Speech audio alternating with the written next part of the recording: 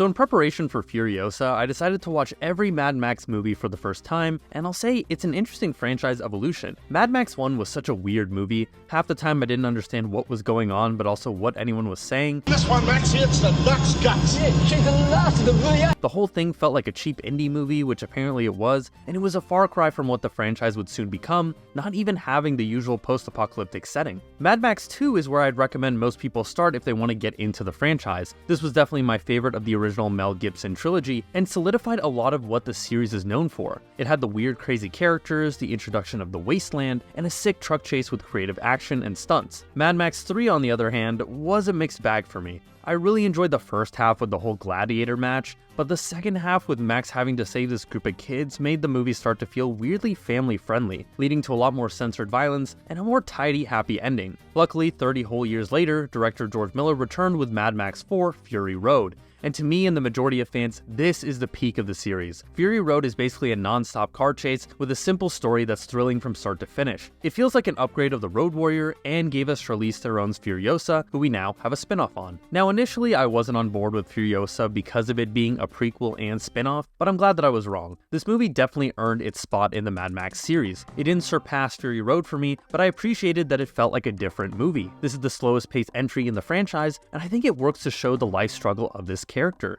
We also get one of the best villains in the series with Chris Hemsworth's Dementis. Although Anya Taylor-Joy did a great job as Furiosa, Dementis was a standout for me. At one point closer to the end of the movie, he has this monologue that I thought was probably the best bit of dialogue in the film. The action is also pretty damn good. Not as good as Fury Road, but better than most things you'll see in theaters. Other than another classic extended truck chase, there's a shootout in this I really liked. Now usually prequels tend to bring back old characters just for cheap fanfare, but I feel like the ones brought back from Fury Road Citadel were a nice touch. They didn't feel cheap or distracting. I will say big characters like Immortan Joe don't gain anything new in terms of character traits or development, but I think that's the choice of the film not wanting to focus on them in favor of the new characters, which I respect. Immortan Joe is just such an interesting villain to me that I'm always hoping we get more info on his backstory. My only big flaw with the movie is that I almost think because it covers so much time in Furiosa's life, there are a lot of things that feel brushed over. There are many instances where the movie will fade to black and then time jump us forward. It sometimes had me thinking that this saga would be better as a TV series, and maybe that was the original intent because the movie is even separated into chapters. Overall though, a really fun revenge story. But what's next for the Mad Max franchise? Well, it's reported that George Miller's next film will be Mad Max: The Wasteland, another prequel to Fury Road, but with Tom Hardy's Max as the title character again. My main hope for this is that we get more exploration of different locations in the Wasteland. This world is home to many interesting characters, and since we've been so attached to the town and cities related to the characters from Fury Road,